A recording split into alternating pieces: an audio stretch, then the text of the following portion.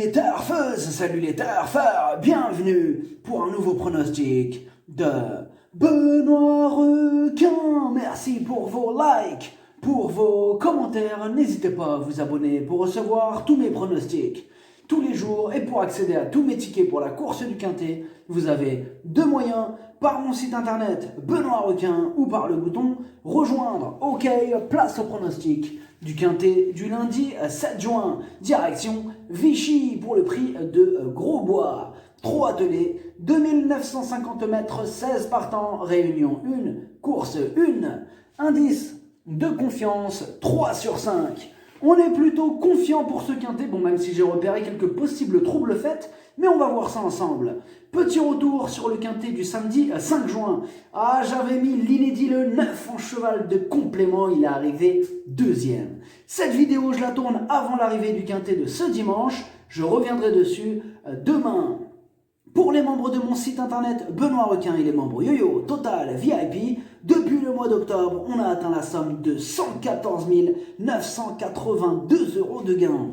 Vous avez deux moyens pour récupérer mes tickets pour la course du Quintet, par mon site internet Benoît Requin ou par le niveau Yo-Yo, Total, VIP, en passant par le bouton rejoindre. Ok, c'est parti, on commence le pronostic et on commence avec le numéro 1, Darwin Lucky.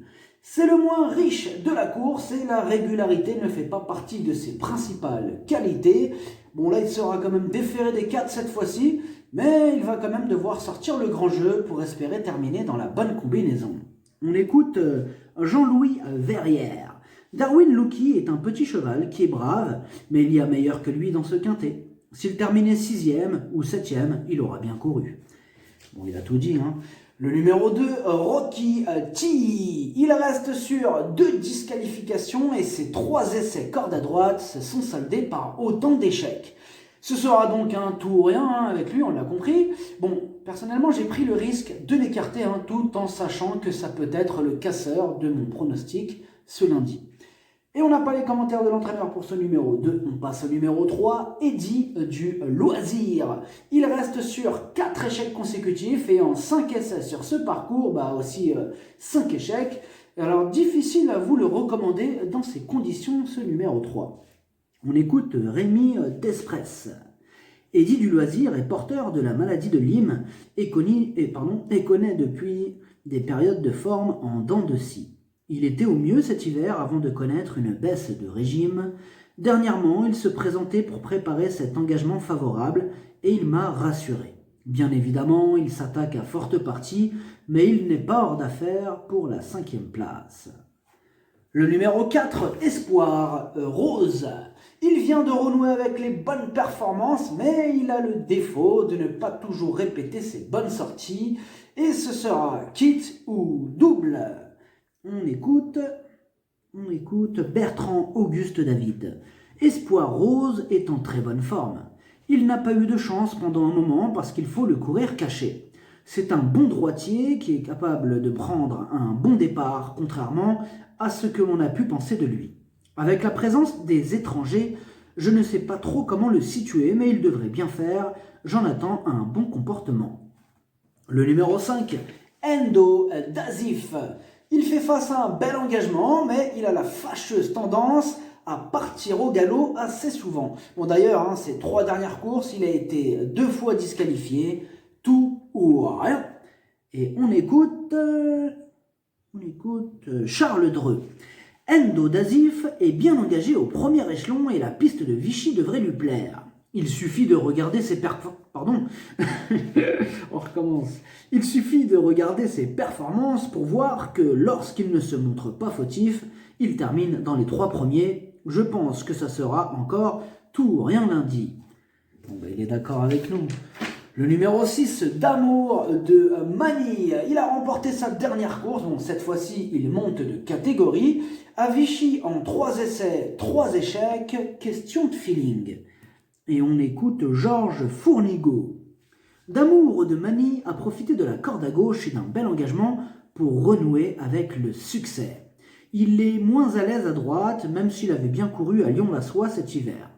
Comme il est bien engagé et qu'il joue à domicile, je retente l'aventure. Il n'a pas de marge de manœuvre à ce niveau et l'opposition est relevée. La 5e place me satisferait. Le numéro 7, Gigi du Messi. Il fait l'arrivée de toutes ses courses ces derniers temps. Il apprécie cette piste. Bon, sa marge se réduit dans ce lot, mais il fera encore de son mieux. Et on écoute Yann Lebris. Gigi du Messi est un cheval qui a absolument besoin d'un parcours caché.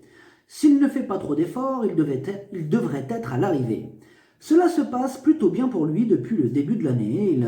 Il a retrouvé du moral. Il se plaît dans cette configuration où il est plaqué devant et déféré derrière. C'est une belle course pour lui au premier poteau, même si bien sûr il ne court pas tout seul. Le numéro 8, Dante Turgot. Au premier poteau et déféré des 4, lui aussi fera son possible. Bon, même si plusieurs chevaux lui barrent la route, il sera à l'affût de la moindre défaillance des chevaux en vue, casseur de tickets repérés. Et on écoute Guillaume Rivière. Dante Turgot s'est élancé au galop en dernier lieu à Cholet.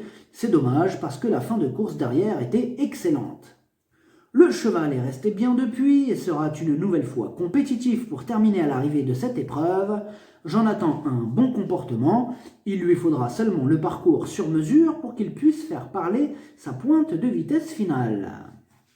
Le numéro 9, D'accord Maestro. Sa régularité fait plaisir à voir. Il vient de terminer 5e le jour de sa rentrée il y a 5 jours. Bon, des progrès sont attendus sur cette sortie. Et même s'il court vraiment rapproché, mieux vaut ne pas le sous-estimer.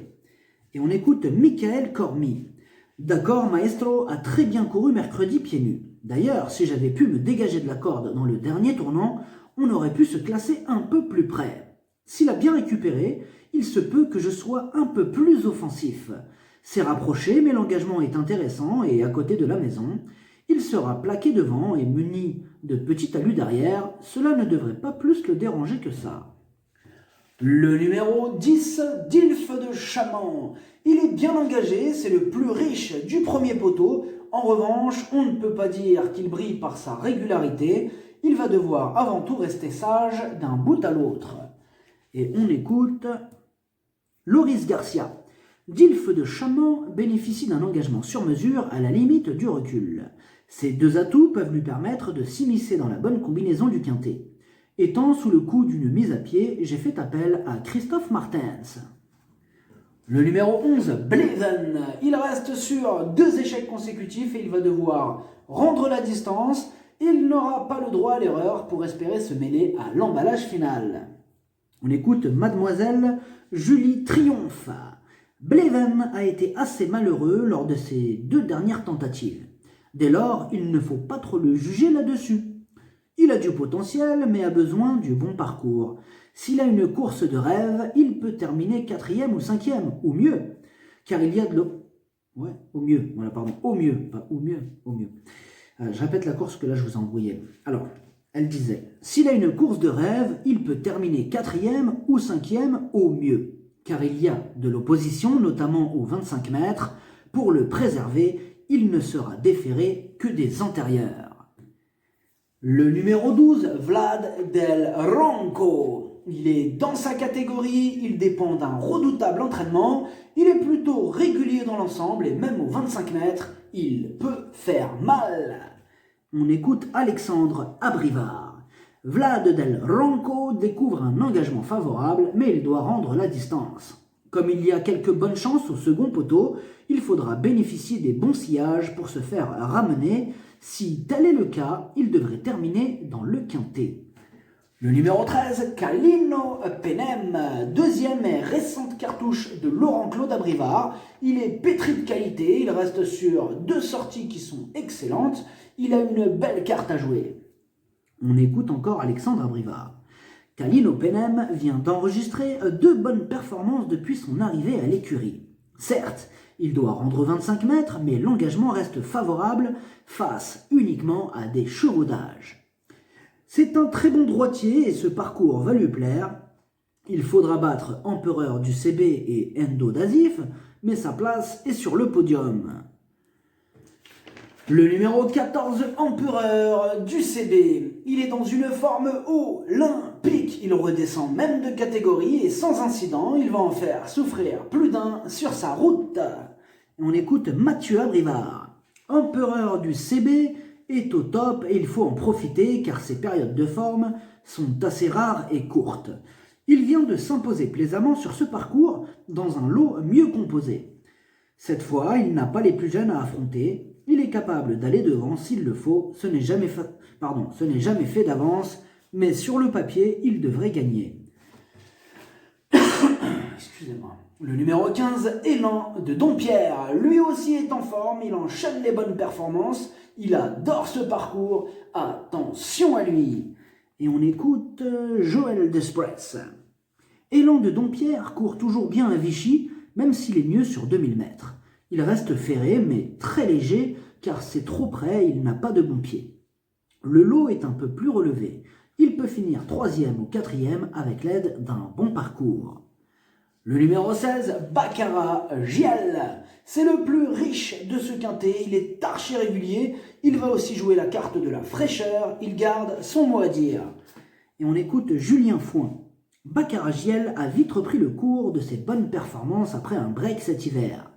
J'ai volontairement attendu cet engagement au plafond des gains, d'autant qu'il court toujours bien sur sa fraîcheur. Le lot est bien composé, il semble barré par 3 ou 4 rivaux, mais il va encore faire sa course, il a déjà bien couru à Vichy, sa place est dans le quintet. Le pronostic, ça donne 14, 5, 13, 9, 12, 16, 7, 15, cheval de complément le 8, si jamais il y a un autre nom partant et ça peut arriver, le 2. Merci d'avoir suivi cette vidéo, n'hésitez pas à vous abonner pour recevoir tous mes pronostics tous les jours et pour accéder à tous mes tickets pour la course du quintet, vous pouvez passer par mon site internet Benoît Requin ou par le bouton rejoindre sur le niveau Yo-Yo Total VIP, à jouer avec modération. Bonne chance, choupez-le moi, ciao.